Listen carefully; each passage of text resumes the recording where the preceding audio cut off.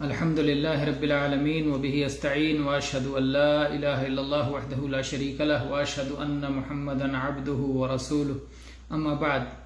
اللہ کے نبی صلی اللہ علیہ وسلم کو اللہ کے نبی کریم صلی اللہ علیہ وسلم نے اس آدمی کو خوشخبری سنائی ہے جو شخص 2 بیٹیوں کی پرورش کرتا ہے، بالغ ہونے تک ان کی پرورش کرتا ہے، تو وہ نبی صلی اللہ علیہ وسلم کے ساتھ ہوگا، آپ کی رفاقت، آپ کی صحبت اسے نصیب ہوگی۔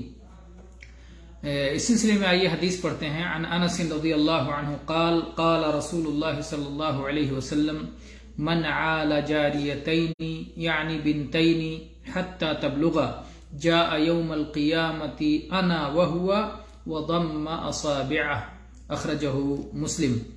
یہ صحیح مسلم کی حدیث ہے 2631 نمبر پر کہ اللہ کے نبی صلی اللہ علیہ وسلم نے فرمایا کہ جس شخص نے 2 بچیوں کی یعنی 2 بیٹیوں کی پرورش کی یہاں تک کہ وہ بالغ ہو جائیں، تو وہ اور میں دونوں قیامت کے دن اس طرح آئیں گے۔